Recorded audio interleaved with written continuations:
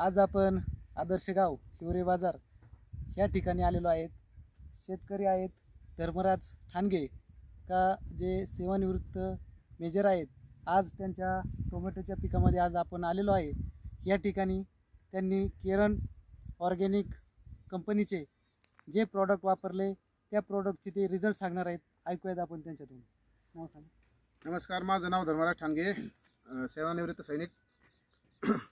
हा टोमॅटोचा प्लॉट मी केल्यानंतर दाऊभट सर यांच्या मार्गदर्शनाखाली आपण जे केरनचं नवीन तंत्रज्ञान आलेलं आहे बॉस बॉप, तर त्याचा आपण वापर केला।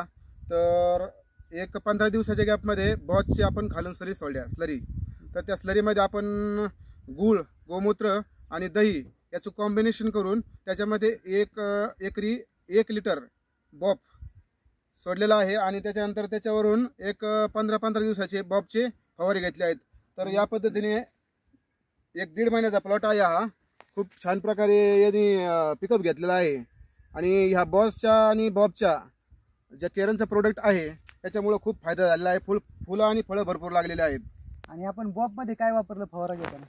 बॉबमध्ये 19-19 आणि झिंकचा वापर केला तरी चालतोय, नाहीतर मग 19-19 भरपूर झालं।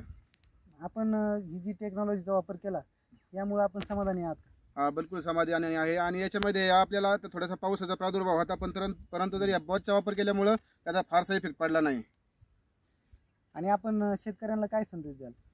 आता सध्याच्या स्थितीमध्ये रासायनिक खतांचा भरपूर वापर चाललेला आहे, त्याच्यामुळे शेती नापीक होत चाललेली आहे आणि आपण वारंवार पीक घेतो, पाणी जमिनीला सारखं सोडतो, त्याच्यामुळे जमिनीची जी काम करण्याची जी प्रत आहे ती दिवसेंदिवस कमी होत चाललेली आहे।